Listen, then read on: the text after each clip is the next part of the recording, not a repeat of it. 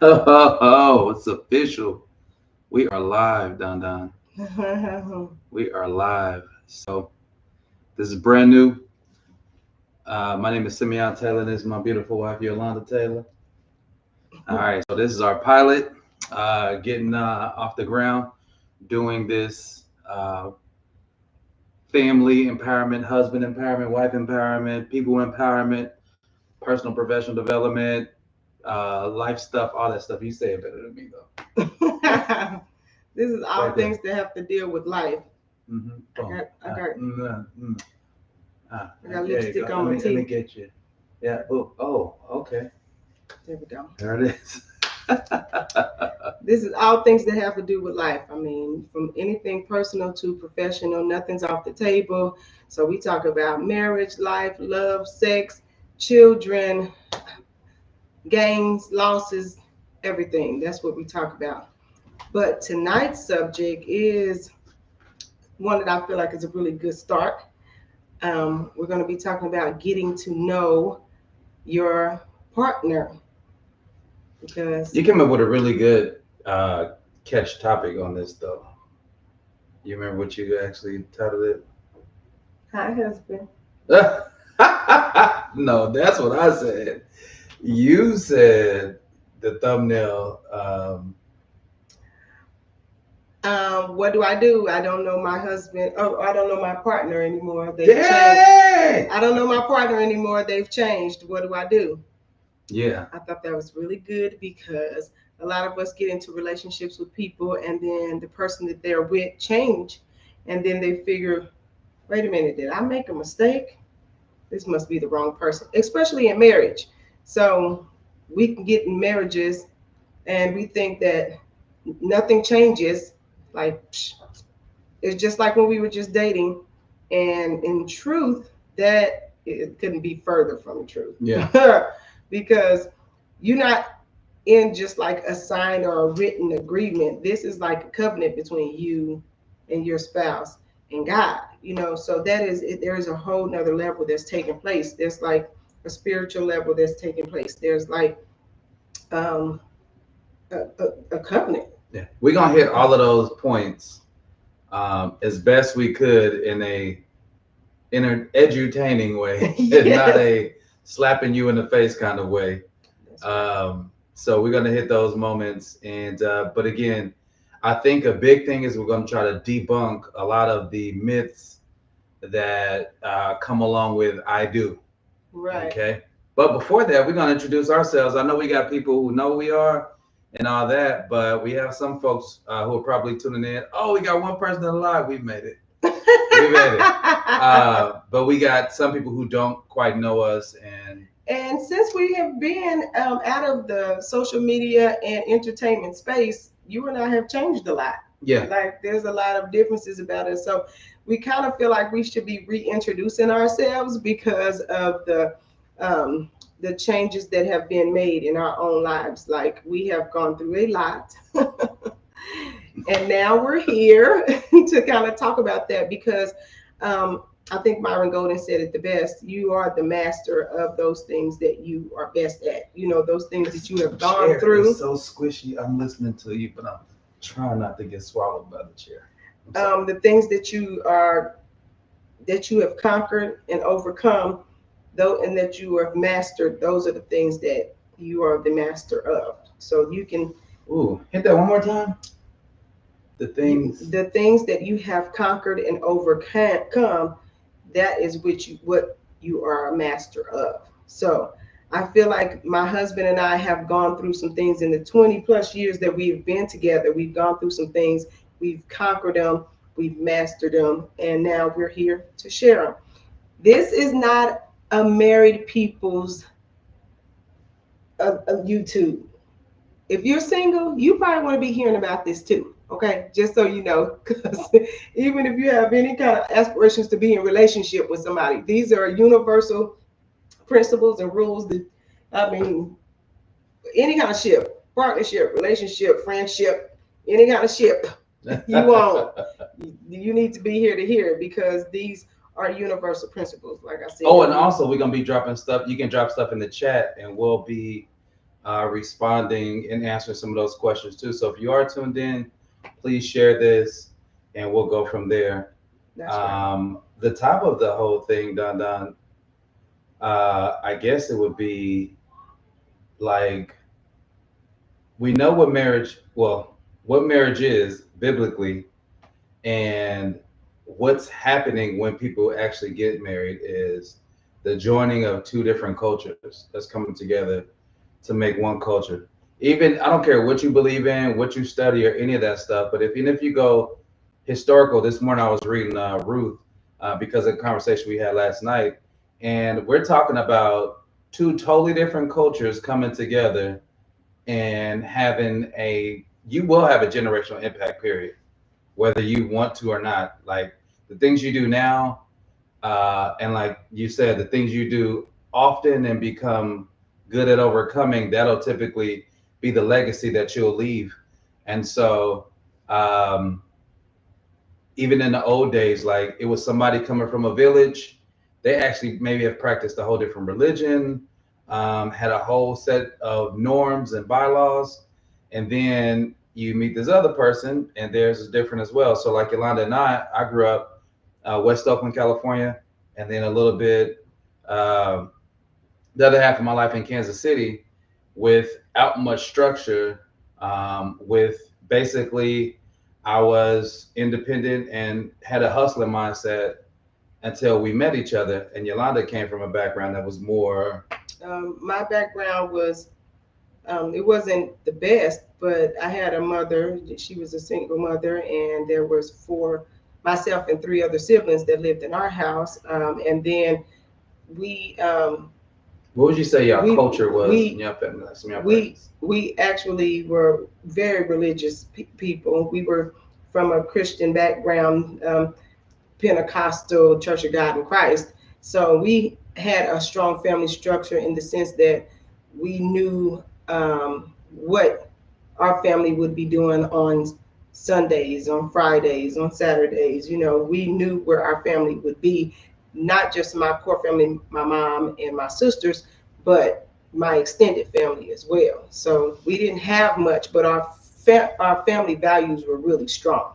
So yeah, that's kind of how we grew up. My on both sides of my family, our families even blended together. So my dad's side of the family would blend with my mom's side of the family, and we would get together for huge family reunions and picnics and parties and church gatherings and revivals and all kind of different stuff. So we that's how you and I differ. Well, we got together. It just wasn't church stuff. I mean, well, no, I'm we saying went to as church far as on Easter, Christmas. I'm talking about as far as our cultural backgrounds. Well, we went to the park and barbecued. But you were saying that you and I were different. No, you just named a bunch of stuff and said, and that's how we different. Well, we didn't do that. I mean, we. Sam, what did you didn't you just say, what did you and your family do? What did you and your family do? No, I'm messing. Your family was from the rough parts of Oakland, where people was killing and shooting and dying and all kind of stuff. Bam, you're from Kansas City, 44th and Monroe. Don't get me wrong, we had that too. Your cousins were. Don't put my family business out in the street. All right, hold on. Pull it back. I want to. All right, let's stay focused. Okay, so the blending of two different cultures, that's ultimately what marriage is. All right, at the beginning. What do you say? That's the pre-game or the pre-thought or the pre-happening that you don't even realize. But then another pre-happening that you don't realize is if you think about whatever age you are, that's how long you've been single, because you're single until you're married, right? So regardless of if you're in a real long relationship and y'all been together we've been together 10 years, we come along. Yeah, no. Okay. There's no covenant there. There's no blood in, blood out. So I'm not knocking it. I'm just saying it's just a difference in our understanding of being married. Yeah. And because truly respect your stuff. Respect our stuff. That's all I'm saying. Oh goodness. We respect that. No, yeah. So yeah, whatever your thing is, that's that. So no disrespect to that. I want to make that clear. But um, it's like when you are really thinking about it, you've lived up until that time for your own survival and about you, until you meet somebody and say, truly, you meet somebody, you're saying, it's not about me anymore, it's about you, and it's about what God wants to do through me for you, for us. So even the you, so even for her, is for you, but the you is supposed to be an intertwined thing where we're supposed to be one.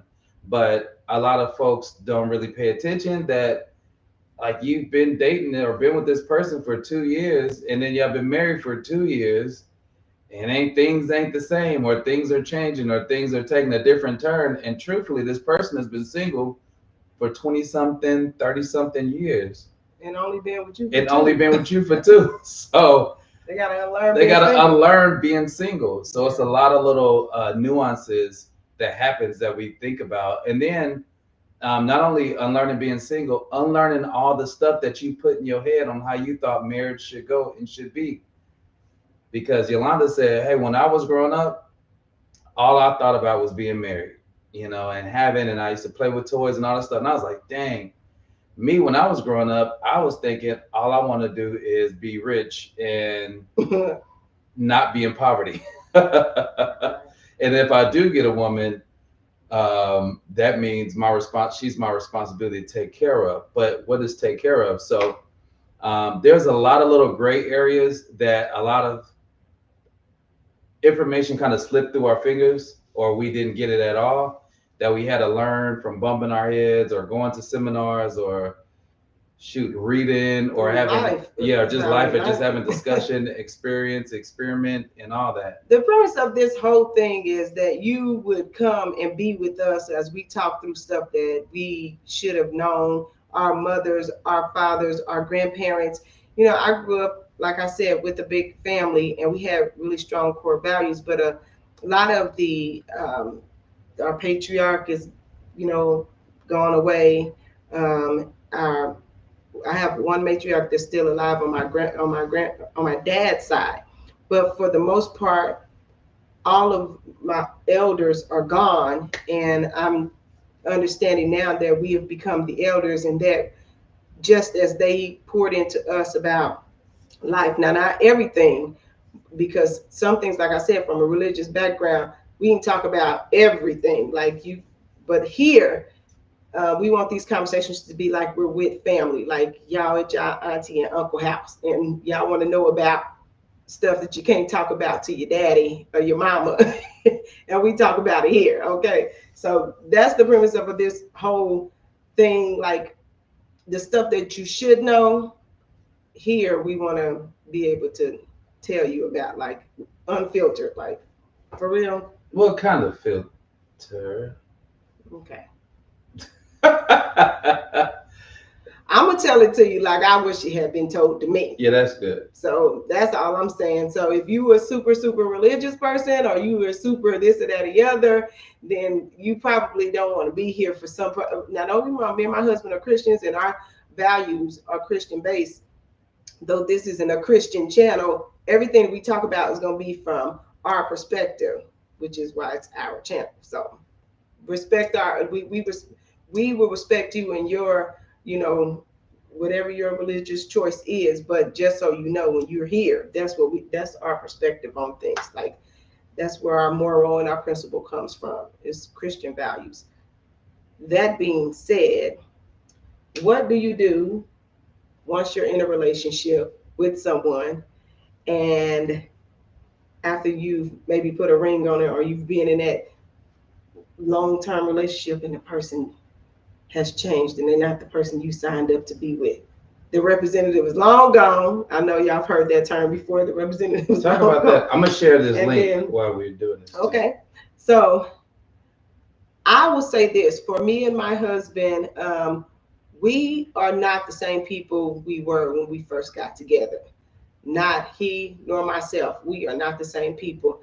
And so this idea of the subject matter today came from he and I were at a marriage Bible study, and the subject matter came up about, being different after things been different after you've been married for a while. And shoot, you talk about getting into it the first 2 years or whatever, like, ugh.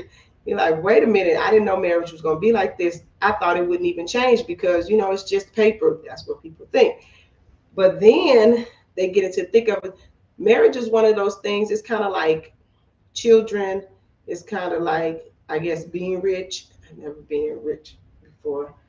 Those things you don't are experiencing extreme loss or a limb or something or anything like that, whether extreme success or extreme loss or whatever, you don't really understand it until you've experienced it. It's one of those things. Like you can try to tell people about it, but they'll never truly and completely understand unless they've had a kid of their own, or unless they've been married themselves, or unless they've been divorced themselves. You know what I mean? Like, or they lost a mom themselves. You can't explain it to people.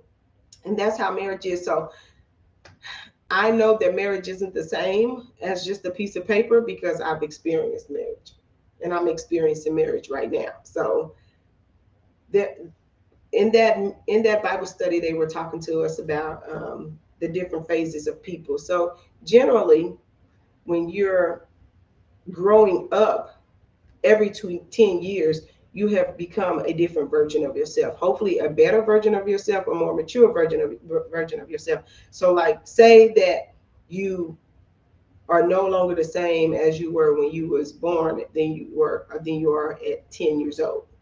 Then from 10 to 20, you turn into somebody different.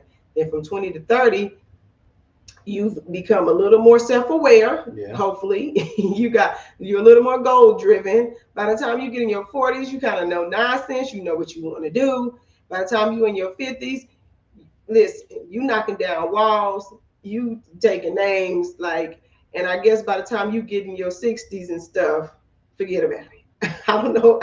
I'm not there yet, but so I've heard. But I would argue that my husband and I have been together several lifetimes and several versions of one another since we've been together. That's huge. Because we've been together because we've been together for 20 years. So for sure, I'm not the same person I was at 24 when we met, and not 34. And now I'm about to be 45. So there you go. Okay, so we already lived 3 lives together. What did what's the name say? In a typical marriage, if it's every 5 to 10 years, then you've been with 7 different people, 7 different versions of that person. So when y'all be like, she crazy, she changed. He ain't the same. He don't do. Yeah. Yeah. As life start life, and I think a lot of times, because if you think about it, a lot of our likes and the things we love to do developed while we were single. Right, exactly. And we brought that into, I like gifts, I like this, I like that. Mm-hmm. And people would call it love language. And they call it a love language, but truthfully, it's like a love dessert. I don't know. It's like it's like the love lust. Yeah. It's like, oh, this is what keeps you in the like thing. Right. Okay, we're here. Get you something. This is more like your lust language. There you go. Ooh, that's deep. That's your lust language. Ooh. It's not really like a love language, but like your love language. Because truthfully, what we learned about love is that it's okay for love to be unrequited, which means one-way love. It's okay, because if you are filled up enough, you have overflow. So this love you're showing somebody is overflow from the love that you have from your daily routine and your habitual things that you do that keeps you filled up. Also, love is is unconditional. Mm-hmm. So not only is it Hesed love, but it's also agape, which means like, hey, this is me and you getting what I'm giving you, and I don't expect nothing back. And this not coming from, hey, I'm doing this if you do this. That's a contractual agreement. That's an aleatory agreement. If you learn about contracts, it's I'm giving you this to get this, even though it might not be even, but you want something out of it. That's a transactional type of, yeah. I guess that's the transaction. That's the contractual part of it. That's what separates a covenant from being in just a relationship that you're not married in, because a covenant, you don't have those boundaries where if you give me this, then I'm gonna give you that. It's like, if you don't have any of this to give, I'm gonna make up for that. Like, I'll cover you till you get to the point where you can do better, whatever that looks like. um, I would also, going back to the changes in people and how often people change, I would say that life events will induce the change in people. For sure.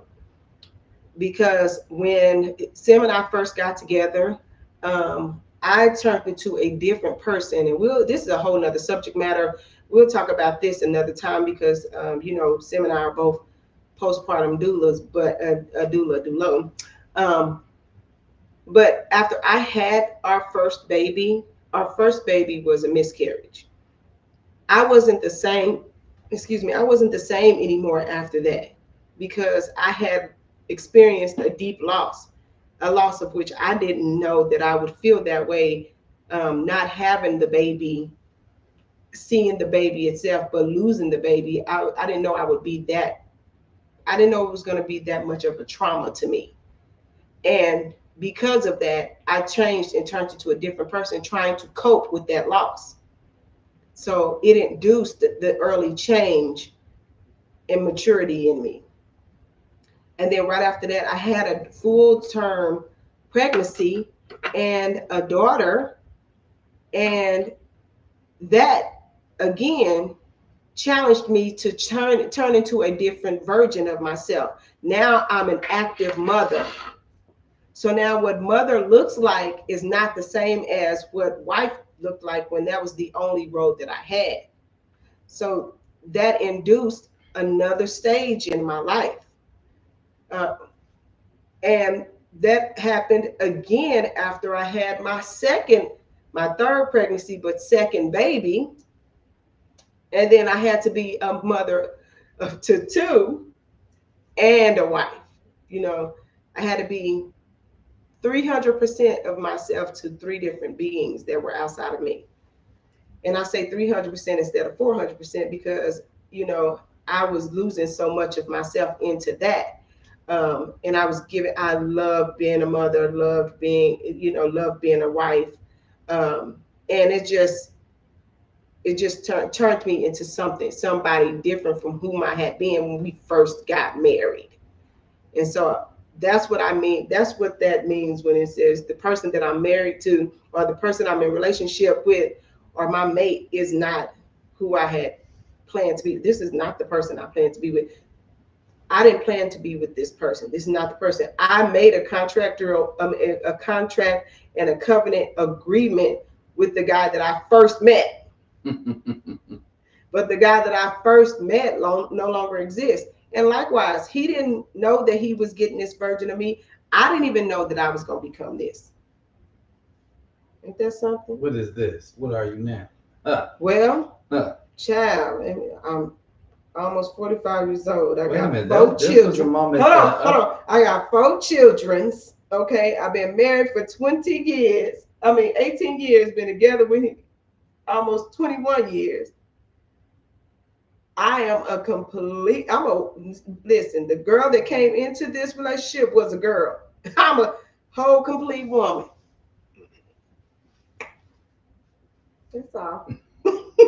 We'll talk about all of that. We'll talk about all of that. What made me a woman. That's a long story. That's a long story. Being a mother will train you, honey. You know what it's like being a father? That's what changed you, wasn't it? Initially. You changed me. You changed. Okay.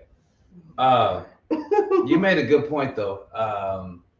When you said that the life events And then even each childbirth, each moment of trauma, that changes a person too. Even the wins, right? Because we started out based on income apartment, Section 8. And then we was like, you remember that apartment we lived in on Bainbridge? It was your apartment, but I moved into it with you. Come on, Kansas City. 542 square feet. 542 that was square on feet. Armour Boulevard. People was getting killed right outside the apartment. Really? It's right outside. It's crazy. We just go. Everybody get down. And when the shooting stopped, turn TV back up, and we finished watching Law and Order. Clunk clunk, because we were still in cable. You remember that? We had cable. Oh, you didn't know? Oh, you didn't know how he got his cable. There you go. This is called plausible deniability. Plausible deniability. That cable was there before I got there. It was there before I got there too. I just knew I never paid a bill, and I didn't. Nobody asked. And I wasn't going to ask no questions. But when you are getting the wins, you change as well.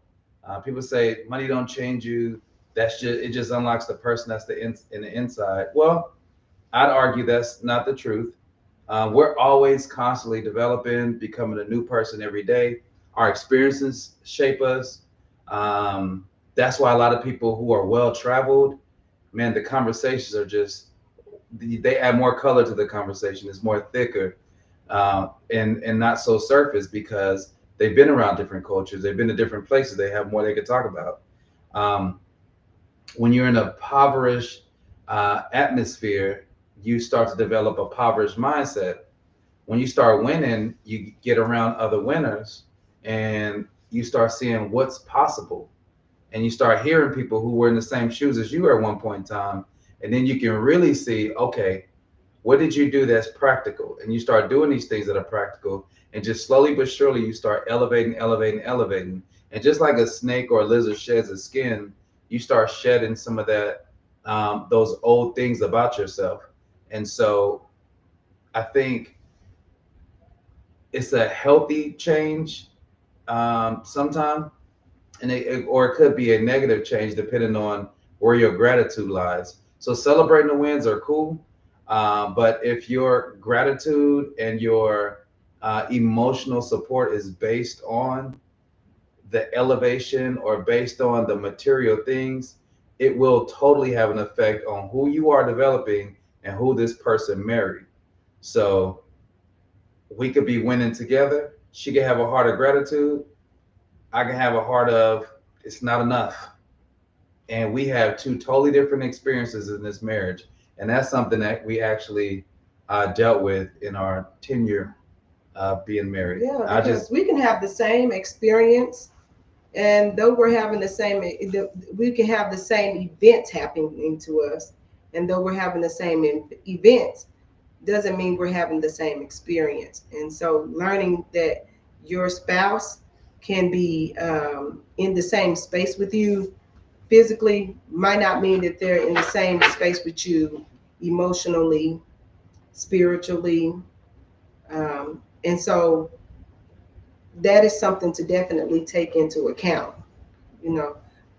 Again, that's got to do with that own person's, that goes back to that culture in the beginning. And in their culture, the way they cope with certain things may alter their experience in that event, in their time.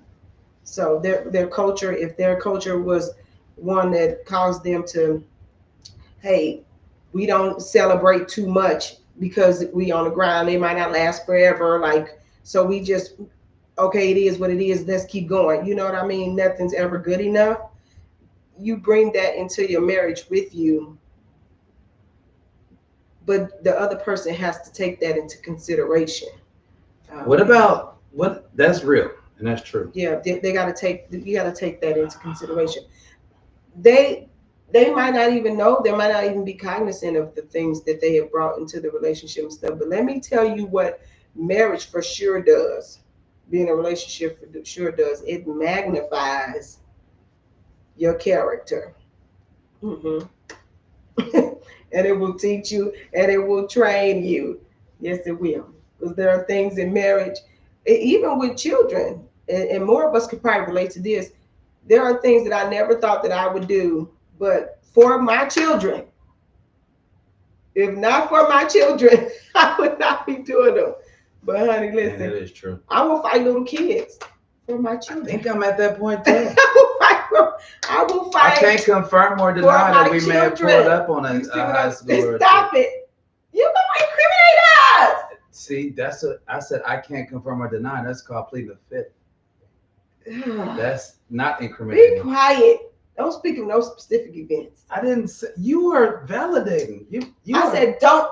You were trying to implicate me, and I am totally not being implicated at the moment. I was trying to get somewhere. So something I wanted to bring up, because we're talking about like our partner change, our spouse change. A big thing right now is at some point in time in a marriage, the sex stops or the romance stops. And we've been helping couples kind of navigate a little bit through that space, because there are totally different things. There are different things that are happening. There are different things that are happening in that marriage or in that relationship that we don't pay attention to. If you think about how y'all first met, the things that you did, how you were pursuing him or her, right? Your best foot forward when y'all went out or was going out. What was you doing? I bet you some of y'all can say right now the cologne or fragrance you wore. Maybe if not marriage, your relationship, like when you get ready to go out and doing things together. The fancy panties, bro got on the clean drawers and the good deodorant. You don't got on Right Guard. They put on that Old Spice lavender. And even getting lined up, you know what I'm saying? Because you know he's going out this weekend.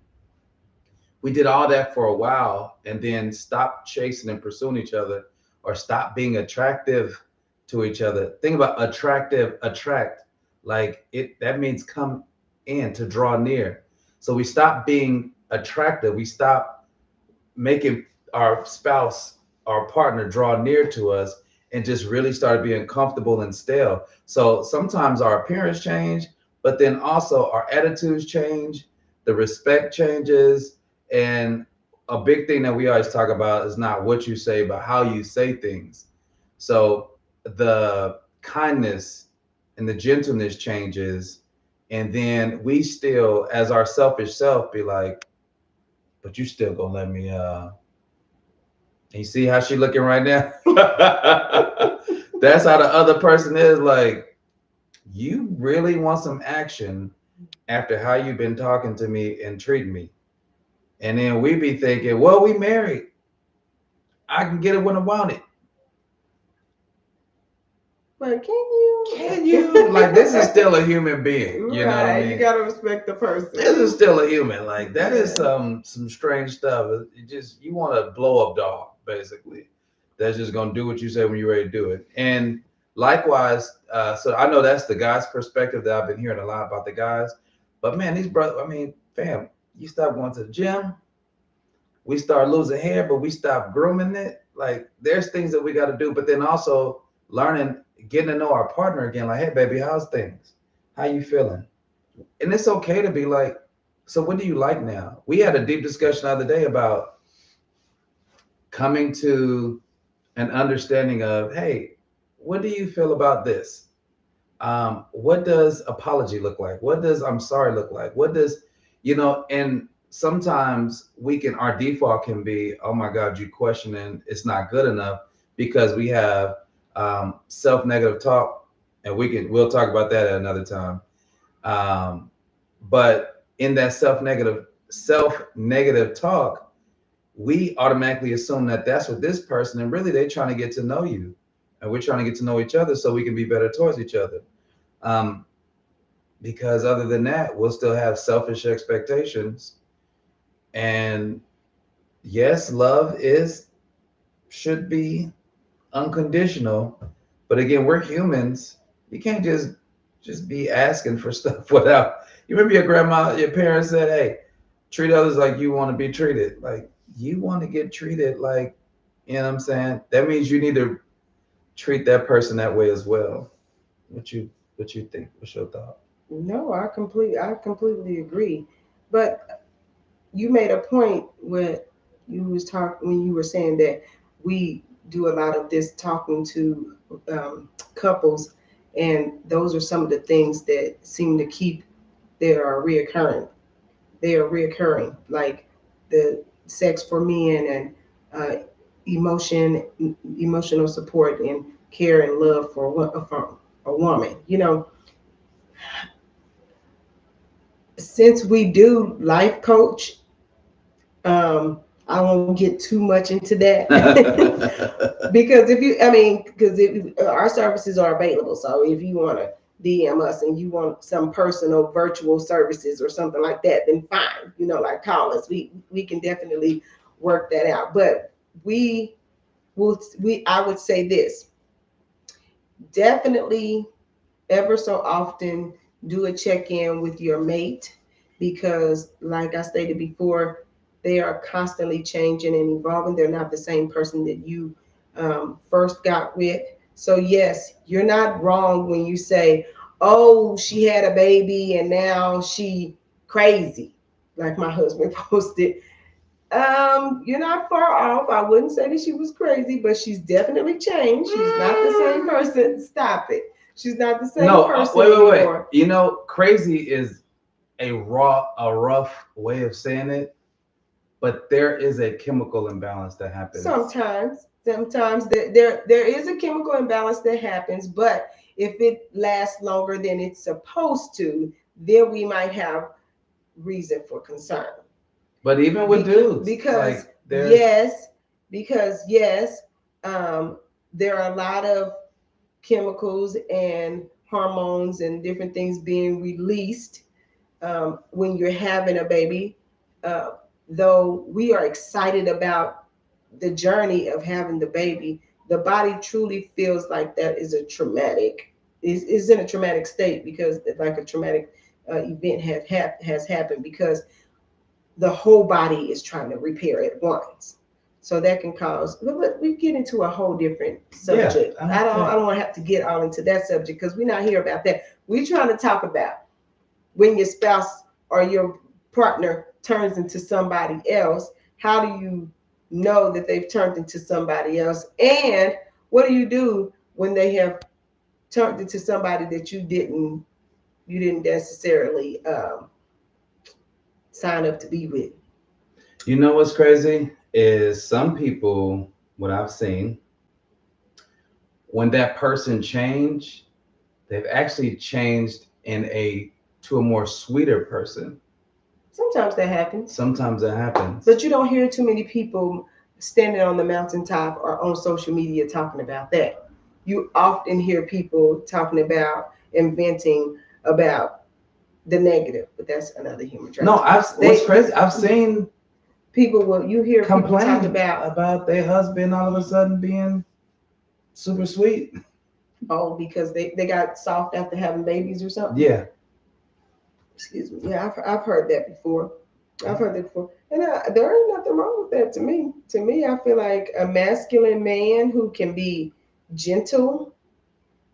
It's very sexy to me, because when you think about this person has the ability in all his brute to cause force and can cause pain or whatever, and he decides to use that muscle brute, the power to be gentle.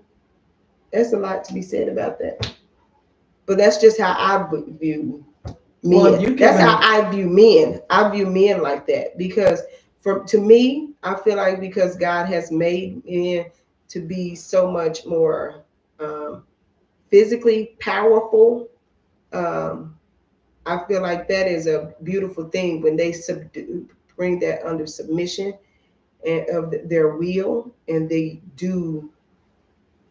show their gentle person. I can't believe you said more gentle the S side word. of them.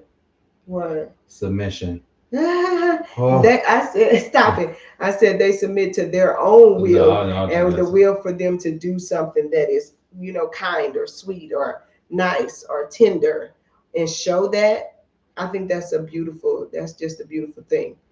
Because when you look at a man, you don't see anything sweet or gentle. When you look at a woman, you automatically think soft or sweet or this or that. But for men, it takes effort for them to display those characteristics. You know what I mean? So when they do, I think it's just profound.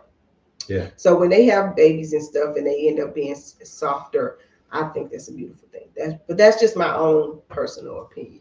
Yeah. I mean, that's just, there's value to it though.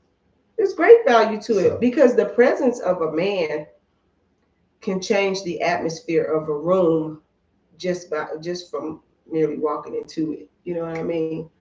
And so when they open their mouths to say things, um, people generally take note. Like Jesus. Of them. Are you gonna be serious or you not? I am serious. Like Jesus walked into the room, didn't even know who he was. You better start reading that book. He ain't gonna be serious, y'all. Oh my God, I'm so serious right now. I was using Jesus is not like man. Jesus was part. Listen, that is absolutely not what I'm talking about. Tight. I was okay. I just say that's not the point I was making. It, like when Idris Elba walks into a room, or when Aaron Pierre. Okay, moving on. Oh my God. Okay, so let me be quiet. Okay. If I would have said like when I walk in the room, you'd have been like, I was talking about men in general. Yeah, and I gave the greatest man. And then, okay, wow. I've never felt so judged. Compare men to Jesus. Why not? You need a great example. Because this is your point you're making. Go ahead. Wow, I just feel attacked. I was using a great person as an example, and you just basically okay. Who? All right, baby. To your point, in your experience, like as you were maturing, who are some men that came about in your life that when they came into the room, they had a mighty presence? And do you think, because sometimes we just learned about the comparison trap, right? Do you think that you compare people to, or your husband to that person? Or was that guy the standard? I kind of feel like that's off subject, but since we're here, I'll talk about it. One of the How about off subject? Because we were talking about when your significant other changes. Yes. And when it's good when a man is brute and gentle, it's already good when a man's presence come into a room. Babe. I did. Okay. I don't know nothing about comparing you to somebody. Comparing and talking about somebody. Not me. I was trying not to use me. Okay, scratch that. Okay. I think, all right. To answer his question. No, I don't want to answer. I'm taking a mulligan. Okay. I get a mulligan. What are we talking about then? Are we talking about change? The change when your partner what changes? What happens is signs I should not have cut you off, and I apologize. I should have waited until you finished, so then I could have asked you what I wanted to ask you. My apologies. I'm sincerely sorry for that. I do feel.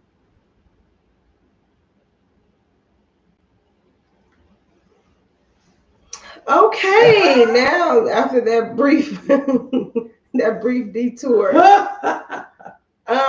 I would, going back to the subject, I would say that there are definitely not only like I said before, I'm just going to reiterate, there are seasons in which you change, usually like every 5 to 10 years. You usually mature and turn into a better version, hopefully a better version of yourself. But sometimes there are different events that take place in your life that will force you. Like if you think about people who were forced to grow up early because maybe their home structure, the structure of their home wasn't very, good, wasn't ideal for a child. So they had to grow up kind of fast and survive for, as for survival, they had to get a skill set that they otherwise shouldn't have known how to do before, That's a certain huge. age. That's kind of the way life is, but now it's with two people. So you still have those life events sometimes that will induce the change in your life, but now it's twofold. It's like not just you, but also the other person. So, like I was stating before, sometimes you all can have the same event and each of you experience the event in a different way. You might have different ways of coping with it, different coping skills. You might have different ways of verbalizing. You might be a person who doesn't verbalize, they might internalize things. And so that each time another event comes, if you haven't effectively or have dealt with the previous situation well, it can kind of compile sometimes. You know what I mean? So I would say when those milestone ages come up, you should be checking in with your loved one, talking with them, having them reevaluate what's important to them in their life and everything. And then also when huge life events take place, in your relationship, that's another time, a really good time to check in with your mate. Make sure they still value the same things. Ask them if their love language has changed and things, because people feel like, remind me to talk about the lust language, the lust languages, and the difference between lust languages and love languages. Okay, so when you get into relationship, sometimes those love languages are like gifts and stuff. Oh, he bought me flowers and he takes me places and he does things with me and for me. But then after y'all get married and y'all in a relationship and you have a couple of kids, it's no longer that. It's like quality time. You know what I mean? Like, okay, now he took the kids and I get to have time to myself. Or he's made time where just he and I have time together. You know what I mean? Or, your language changes according to your need. You know what I mean? So if you didn't have that need before because you weren't a mother before or you weren't a father before. So that's what I mean by sometimes events in your life can change you. And in light of the change, your love language may change. Everything. Yeah, everything about you could change. So I would say, when big events take place in your life, that's a good time to start checking in with one another. When that y'all been together 5 years, check in. The next 5 to 10 years, check in. You know. I would even go as far as to say, not only after every event, life event, because sometimes it's kind of hard to keep track of that stuff. Because if you would, if life is life and for a couple seasons, you have to be intentional about stopping and pausing and saying something. I think something that checks you is if you do a self inventory, because the best thing we can offer somebody else is a better version of ourselves. Mm-hmm. But if we're in a practice and a routine of a self inventory and check in, I'm comfortable enough to come to you and say, "Hey, how you doing? How you feeling?" Because sometimes when we don't do a self check in and we go to this person, if we'll have an idea of what they're supposed to be feeling or a thought of what they're supposed to say, and then we'll hijack that moment, and then we never get to hear this person out and say, "Dang, baby, I didn't know that you like pink now. I remember you didn't like pink." Right. So getting a routine of a healthy self assessment. I don't say assessment because it makes me think of. I mean, I know clinical it is or something. Yeah. But yeah, yeah, self evaluation. Just but I get what you're inventory. saying. Inventory, of your own self. I mean, people think that they know themselves. Yeah, that's And huge too. truthfully, you don't know yourself that well, not until you get into certain situations, and then you're like, I never thought that I would ever, How many of us have ever said that? Like, I never thought that wasn't me, or I would have ever been, or I didn't think I would ever go, or I would think I would ever say, you know what I mean? And the truth of the matter is, you can't expect the person next to you to know everything about you when you don't even know about you. So that self inventory is a very good key. And then to be open with your mate about what you're discovering about yourself is good, because then that gives them insight into who you are now and who you're evolving into. Because if you don't do that, they're only making their own narrative about who you are. And a lot of times that's from the past who you were. You know what I mean? I remember, and that's from big things to little things. I remember when we first got together, I wasn't a fresh flower type of girl. Like, I'd be like, don't waste your money on buying flowers for me. They honey, just because gonna they die. just gonna die. Like, I just like, they're beautiful, but then they die. Like, that's a waste of money. The money is gone. After that dies, it's gone. And that money gonna be gone in like 5 days. Don't do that. Give me something that I can use for a while, that I can keep. But now that I'm older and I have my own home and stuff, I love fresh flowers in my house. They are pretty, they smell good, but that's because I've changed as a woman. But before, in that time in my life, and something so small and minute, at that time in my life, if you had asked me, I'd be like, I would never like fresh flowers. But that's not true. You know, it's something that has since changed about me. And there are big things about me that have changed. Big things about me that have changed that I never thought. Some very intimate and personal, which I will not share. And the others that are just like mild little things that have happened. I absolutely like some more intimate things about me. Like, I absolutely love, love, love being a mother. And then there was times when I fell out of love with being a mother. And that is a huge thing. But it was the stresses of motherhood that I thought, if when I first started having children, you had told me there's gonna be a time when you don't like this job, I wouldn't have believed you. Because in that we moment, actually used to meet people that said that, and we used judged them like, yeah, we used to meet people. How dare you say that Yeah, you hate being a parent? Yeah, we would hear people say. And then 6 months ago, we was like, now don't get me wrong, I don't hate kids. you I want to do gas not up hate this children. car? I No, we're love not children. hate. I'm saying never there were met anybody times that where said that. I did not enjoy being a parent. I didn't enjoy being a parent, but I have heard people who had multiple children be like, I hate kids. You're like, what in the world? And now that I understand the I don't enjoy being a parent thing, there are times when you don't enjoy being a parent. I can see how they probably would feel that way. So I'm not, like I said, I respect people in all stages and whatever they do or whatever, because I haven't lived in their shoes. So I try not to be judgmental, but that was something about myself that I never knew. But I hadn't been a mother either. So yeah, yeah. And that I have evolved and changed. I have evolved and changed. So you make a really, really good point to say self-evaluation. I also want to make a point to say that sometimes you don't know that you're in a moment where you need to self-evaluate, because I remember distinctively after having um, my first baby and then having my second baby, I had postpartum so bad.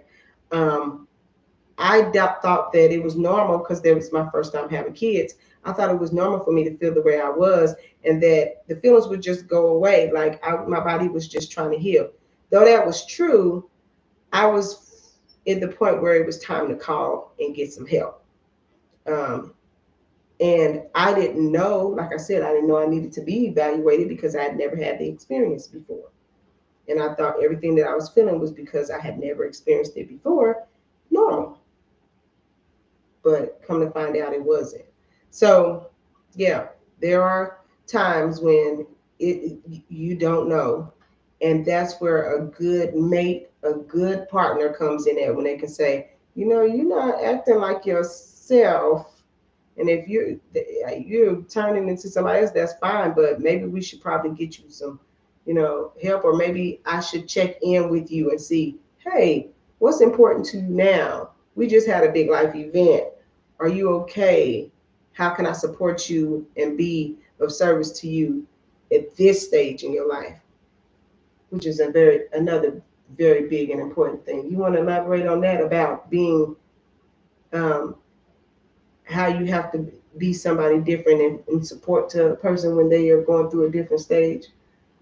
Like I needed Simeon to support me in a different way when I had postpartum depression. You see what I'm saying? But the only bad thing, yes, a bad thing is if there's no awareness, then as a husband, I found myself getting exhausted with doing all the things that I thought that my wife needed Well, based off neither of of, us knew. but neither of us knew. Neither of us knew. And so I think our pastor was talking about at our marriage workshops that were on the weekends. He was talking about investing into learning your partner. And I think we take each other for granted sometimes because we just, sure. I was trying to figure out how can I make this make sense. But if it's only 24 hours in a day, 6 to 8 of them are dedicated to sleeping. 6 to 8 of them are dedicated to working, which means we got about 12. we got about what 6 to 8 left if it's 8 to 12. Mm-hmm. So we got about 6 to 8 hours left. Is that right? 3 plus 8 plus 8 plus 8, 24. Yeah. We got about 8 left, and that's before bed and then waking up. So that time there. Don't forget the time you travel. If you in Texas, like the commute for work and back from work, to and from work, you probably gonna be in your car for 2 more hours. For real, the commute coming home is about an hour. The commute going is about an hour. So, excuse me, that's 2 of the 8 hours gone. Then by the time you get home, you gotta cook, you gotta clean, you gotta do this, you gotta do that. And my kids, like if you know me, I say this all the time. My kids outlive me every day. Like I be ready to go to bed, they still going. Like they outlive me every day. And my husband doesn't. When he comes from work and stuff, he doesn't have a lot of energy left for me, and I don't have a lot of energy left sometimes. And so I miss him, and he'll be right in the house with me because he's not available to me. There are other things that he has to do. And we, like he said, we can be taking each other for granted and not even knowing it, Yeah. That's why it's very important to check in with one another regularly and do those self-evaluations or self-inventory because none of this is easy. What's the saying? There's a very simple solution, and this is the simple solution, but that does not mean it's easy. That don't make it easy. I like to always, when I say that quote, I always think about that piece of food you're not supposed to eat. Very simple. You can lose that weight. Just don't eat that as much as you've been eating it. Sounds simple enough until that late night craving. The restriction on it comes. And you're like, it's so hard. It's so hard. I just want to. Yeah. So all of these are very simple solutions. And if y'all want more information about how we implement those things, the tools that we use, all of that, we're just really talking kind of like my husband would say, high. What we on? You gotta finish it if you're going. What you say? High level. Yeah, we really hit it on high level. But when we in our so silly. When we are in our doing our life coaching sessions, we get really deep into it and actually give tools and then show people how to the practical of this. Really have those practical tools to use toward making these things happen. And we're accountability partners. We check on you and all of those things to just make sure that you're meeting all of those goals that you set for yourself. Yeah. Yeah, it's a huge value. It's a great value. I see some people in our chat. I don't know if there's any questions. You want to check and see if there's some questions on there? Oh, somebody said, I was the exact same way. Growth. Oh, Tatiana. She said same way. Growth. I think what I was trying to say earlier was out of 24 hours that we have, and even if we subtracting time for cooking and caretaking, we're only left with a few hours out of 24 hours. And out of those 24 hours that are not tired hours, we only probably utilize 20% of each other to each other, if that makes sense. Like, we only have access to 20% to each other. Yeah, we've only about 20%. We only do that. Think about it. I want a hug. I want a kiss. Like, we can make a whole inventory list of things that we would appreciate from our spouse or we like doing and enjoy doing. And we can make a whole list and say, oh, I like when she smiles at me. I love when she, oh, I love when she smells good. I want her to touch me, hug me, hump me, do. And a big old long list. But when you look at it, it's about 2 or 3 hours with each other, unless we steal time from sleep. Excuse me, unless we borrow time from sleep. Sorry about that, child. We only have a few hours with each other, and we only do either the same things or watch just what he wants to watch. A small portion. That's really not true. We watch a show usually. I feel so attacked. Then he falls asleep on. What is happening right now? We watch a show. Well, I watch a show that he turned on and then he falls asleep on. All men know that you put a movie on, the goriest movie and the most action-packed movie, as a lullaby. No. We fall asleep to violence so that we can have peaceful sleep. Okay, peaceful. That sounds crazy. Yes, you sound crazy now that you saying it out loud. But watching The Walking Dead is like a lullaby. Boy, God, that is not good. Then he wake up talking about, ooh, I did not sleep good. Well, that is crazy. Well, hold on, wait a minute. Well, you coming for me, dude? You watch crime shows of real. The stuff I watch is fake. You watch the neighbor next door, the lady who buried the dudes in her flower bed that she picked up off the streets as homeless, cleaned them up, helped them get Social Security checks, took their checks, made herself the payee and the beneficiary for the life insurance policies, and then they magically died and helped to pollinate the flowers and the fruit. And you will watch that back to back to back to back. This is stuff that really happened. Walking Dead is fake. Game of Thrones is fake. First of all, those shows talk about what happened. They don't show the act of blood and guts. They show the smashing of brains and everything, but you never see the bodies or anything like that. They only talk about what the events that happened, and then they show like corporate sightings, and they show like I can tell by this blood spatter patterns that this is a stabbing. There was at least 36 stabbings. The blood is on the ceiling. Okay. There's 48 stabbings. But that's what I'm saying. I don't see somebody's head blown off or guts people being stabbed and slasher. You might as well be watching a slasher show at that point. They literally show like dead bodies. Sometimes. I don't watch that stuff. No, they don't let you see that stuff. They don't show the stuff on the shows that I watch. Okay. They don't show the bodies. They blur stuff and cover They blur stuff. The face, but it's a child. Listen. Anybody that watch those type of shows, the documentaries and stuff like that, those true crime shows, they don't show the bodies and stuff. They talk about it. They show the crazy people who did it. Yeah, they show the real person. And I don't watch that mess before I go to bed. Not anymore. Don't listen to him, y'all.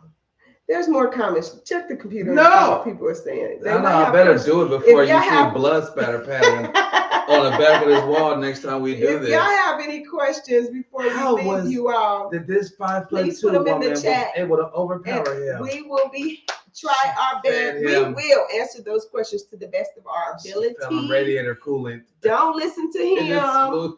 Listen to me. No, I'm just waiting. Oh my goodness. What are the comments saying? I can't really our computer is too far away. It is far. All right, so yeah, we definitely are compared to Alice fam. No screens during sleep. Yeah, that's how we normally are. We don't do screens during sleep. We don't allow screens. There are no there's no TV in our room. We listen and we don't judge. Thank you, Tatiana. I won't allow it. No TV in our room. That's the playground, if you know what I mean. It's for playing and sleeping. That's it. Absolutely. No TV. So don't come camping out in our beds. And you know what? My life is tough. Can I just lay on y'all bed? But wait. Yeah. Our bed. That's one thing I don't do. I don't make up our bed because we play in our bed. Yeah. I play hard, fam. Yeah, we don't know when. I'm a hard player. I'm not about to be making up beds just to be messing up beds. So judge your mind. All right. Anyway. Well, let's hit one last. Bring home one more of my mate has changed. Another thing that will cause your mate to change. Another thing that'll cause your mate to change death. Is Loss death of a loved one. I was about to say, well, that took over. Yeah. What was you gonna say? I was gonna say the loss of a job. Like, oh yeah, that'll or do a career too. change. That's two things. Let's talk about both of them real quick before we leave. So when you lose something, okay, let me rewind. Some of us, especially as African Americans, we're really used to being strong all the time and having to push through, and we don't really spend time mourning stuff. Anytime that you lose something, there should be a mourning time. Period. If this thing had a connection or some kind of impact on how life worked with you or for you or how things operated. But so often we just push through. And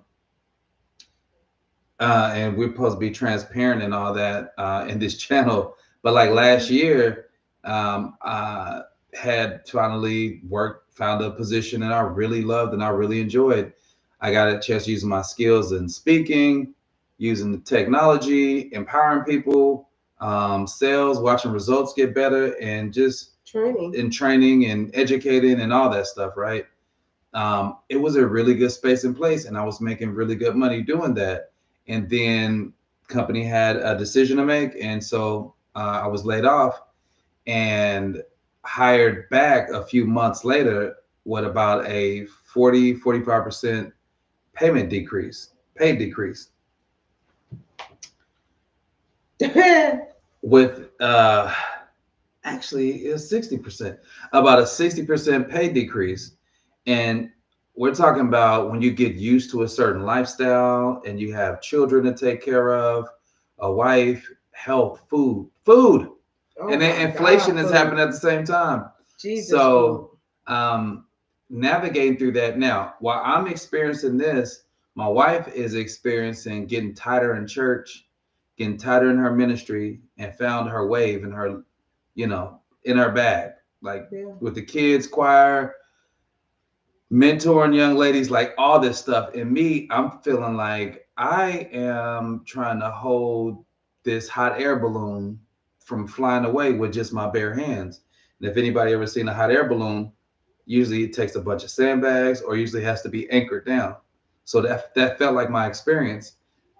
However, since I wasn't filled up with gratitude and I was more trying to figure out what's the next steps, what's the next thing, I brought a different kind of energy and attitude to my marriage. And you can try to fake stuff as long as you want to. What'll happen is you remember back in the day, it was the Jack in the Box, you twist and that thing pop out. That's what eventually will happen. And so I just kept pushing down, and not talking about it and not really dealing with it, or healing through it, but just dealing with it. Of course, this guy's going to call me while we're live. And so what ended up happening was, like I said, I brought a different energy. So I'm changing to my wife in real time because now my patience is smaller.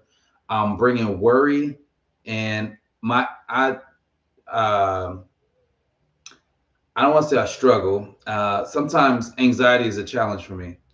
Sometimes it really gets up there, and it really got heightened last summer. And I was like, man, this is tough. We're used to going skating.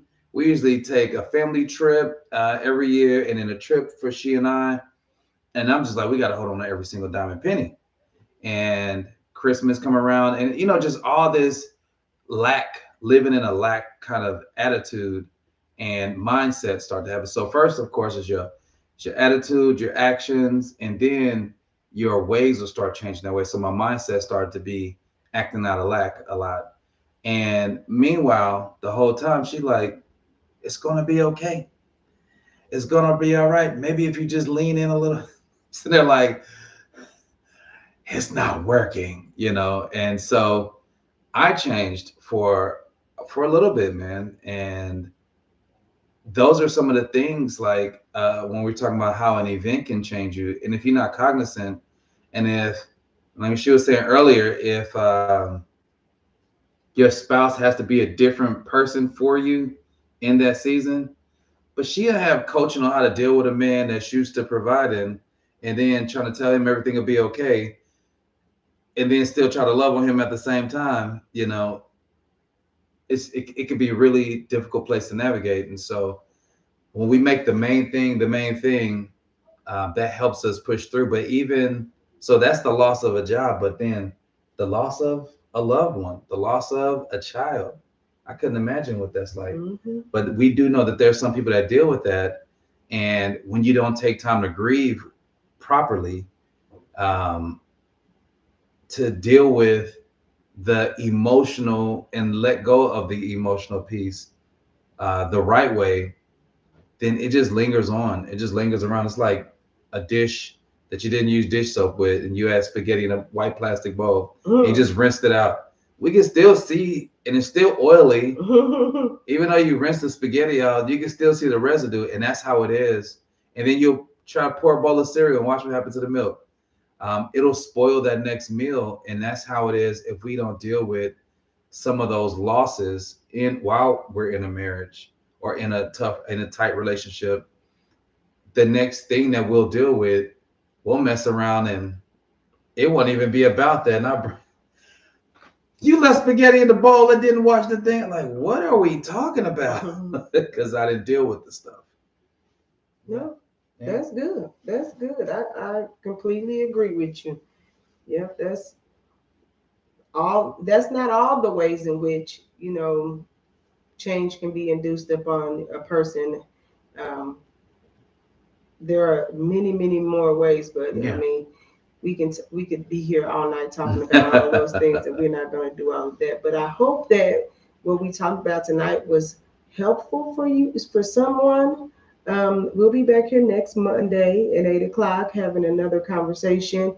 Our next conversation is going to be, I really like the subject matter that my sisters Nim brought up yesterday about dating. My husband probably doesn't want to talk about that, but I would love it's interesting to me. I would love to have some dating people or people that are navigating or trying to figure out their partner to call in or to, we should do a call in. I'll give you our number to call or to try to tap into our live.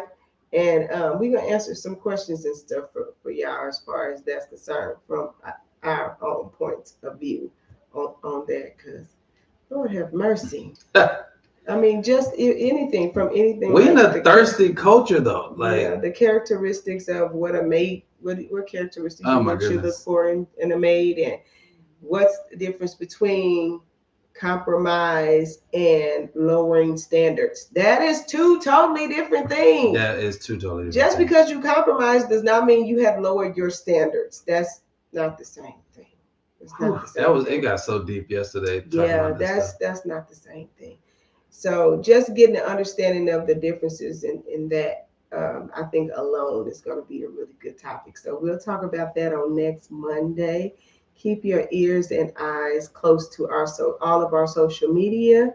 That's on Facebook and on TikTok and on IG, and here on our Taylor's Talk with the Taylors YouTube channel. Hi, husband. Hi, wife. That was supposed to have been hello, husband, hello, wife. The introduction of the new blah, blah, blah, blah. And Yolanda said, nah, fam, we about to get in there. No, I said hello, husband. You said that's not the subject. That's not the subject. No, you had something else jotted. That's what's on the board over there. But then you said, babe, I told him I looked at you, said hello, husband. I know, I didn't know what was happening. It was supposed to all intertwine. Oh, it did, I think. Yeah, but you didn't do your part. Oh, all right, let's start over. Okay, from the beginning. From the introduction. Hello, husband. Hello, wife. Anyway, y'all family now, so y'all all up in our living room and stuff. So again, the premise of this whole thing is that you are visiting your auntie and uncle at their house, and you have a conversation with them about stuff that your mama and your daddy and your grandma should have told you, but probably too embarrassed to ask them.